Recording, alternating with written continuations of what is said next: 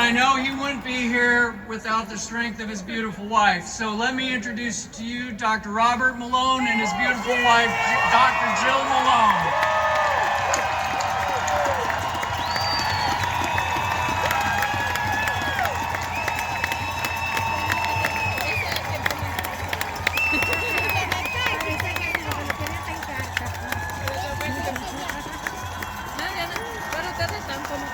Ese fue el que me metí debajo de la limpio,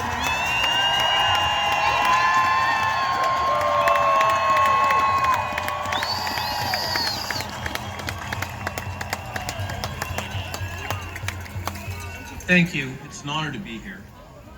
And please allow me to introduce my fellow warrior, Dr. Jill Glasspool Malone.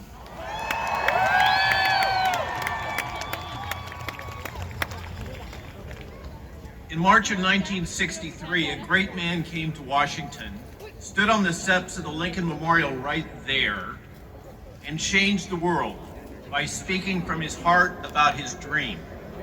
Simple words that continue to resonate through time.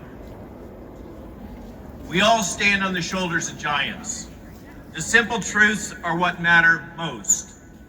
Honest words, spoken from the heart, can change the world. I'm a physician and a scientist, highly trained and experienced in developing vaccines and other medicines. But I've also been a carpenter and a farmhand.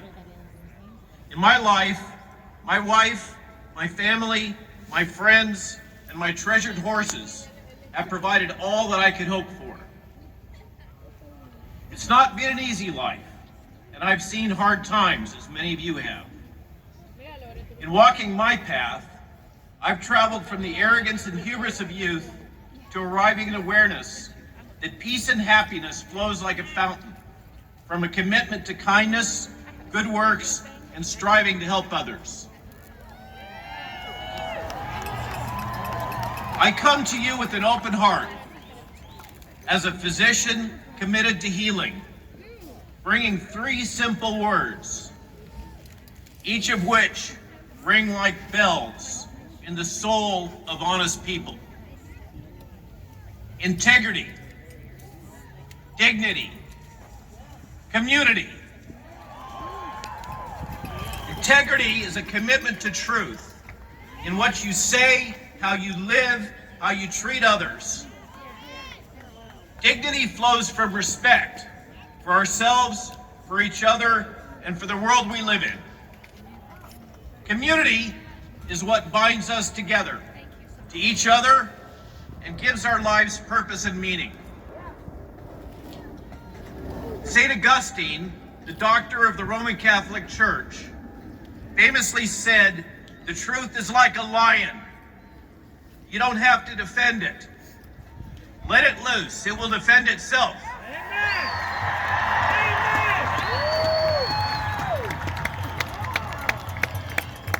Harry Truman, a warrior against war profiteering, something we could use more of now, famously said, "I just tell the truth and they think it's hell."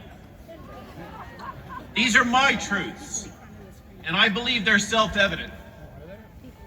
We should not have politicized the public health response to SARS-CoV-2 and COVID-19.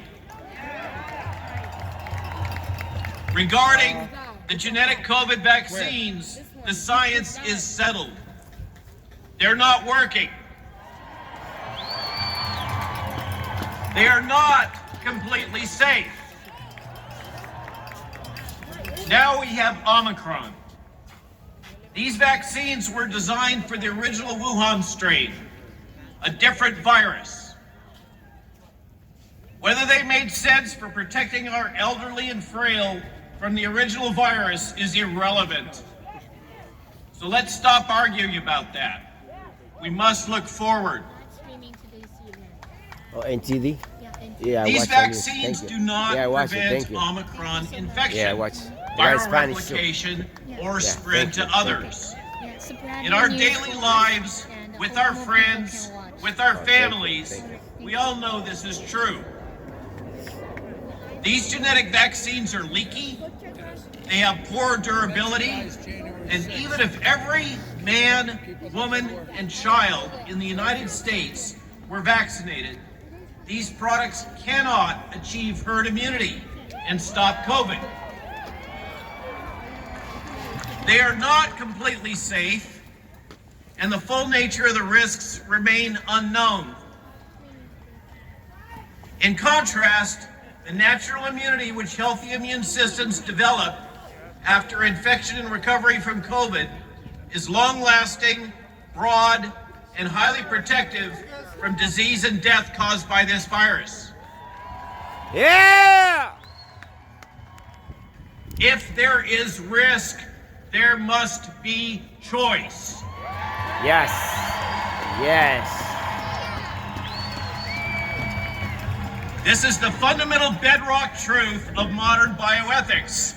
All medical procedures, vaccines, and drugs have risks.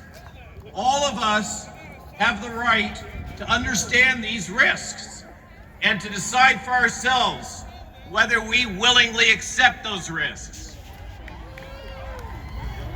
To deny this is to deny human dignity. I wish to speak about evil. Evil has many roots. A willingness to deny human dignity is one of the largest of those roots. In our hearts and in our souls, we know this to be true. Although I'm a physician who is deeply committed to the Hippocratic Oath, I'm above all a husband, a father, and a grandfather. I ask that you allow me a moment to speak to you about our children and about our fundamental responsibility to protect them. If nothing else, we must nurture and protect our children. It is job one. It is your job. It is my job. It is not their job to protect us. During the last 2 years, our society and our public health response has failed to protect them. Many things that our public health system has demanded we do to our children has directly harmed them. Self-harm, suicide, and drug abuse in children have taken off around the world.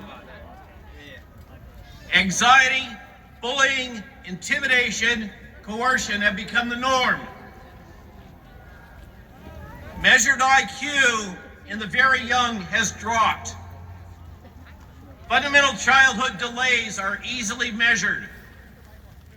And both physical damage and death of our children from injecting them with genetic vaccines in order to protect the elderly from a virus is occurring.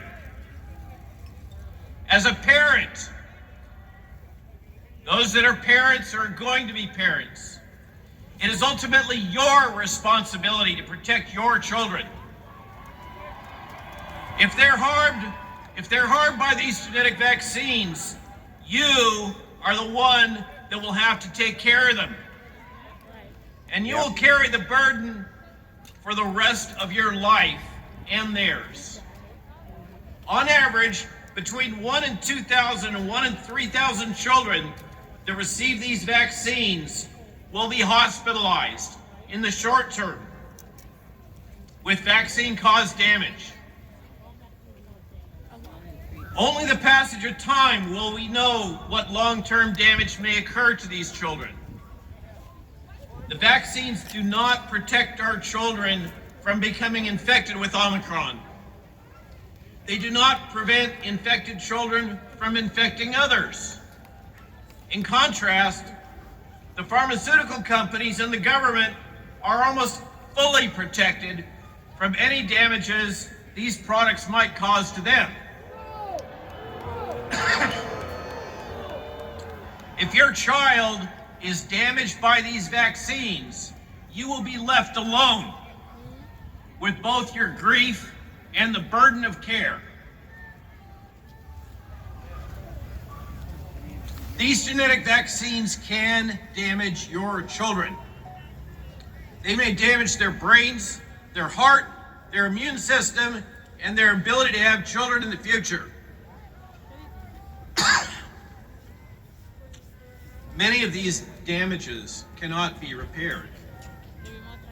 So I beg you, please, get informed about the possible risks that your children may be damaged by these experimental medical products. Don't let anyone tell you what to do. Think for yourself. Yes. Yes. Because it's your responsibility to protect and nurture them. If they're damaged, no state governor, no public health official, no television doctor will be there to help you. You, your family, and your child will have to carry the load yourselves. Pardon me. Finally, I wish to leave you with hope. We will get through this.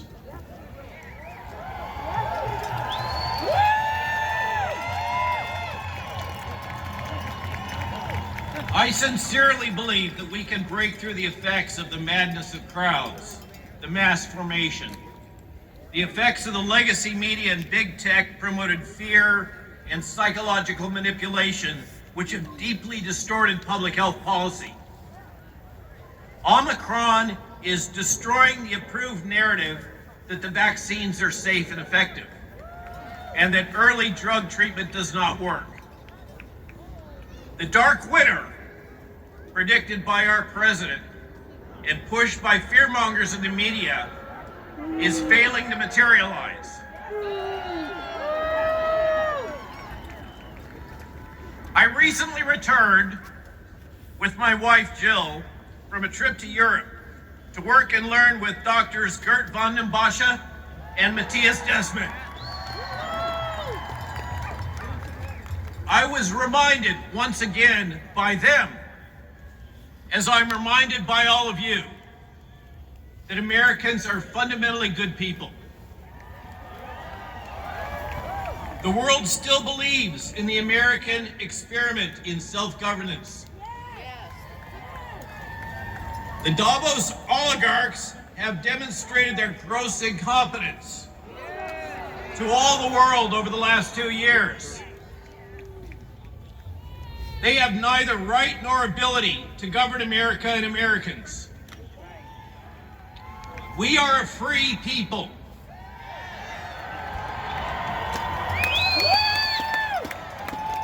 And we have governed ourselves for almost 250 years now, based on a constitution developed by self-reliant farmers, tradesmen, shop owners, and landholders. These forefathers rejected a foreign monarchy and oligarchy and instead created and fought for a political structure which remains an inspiration for the world. A shining city on the hill, Camelot. When I was very young, a brilliant man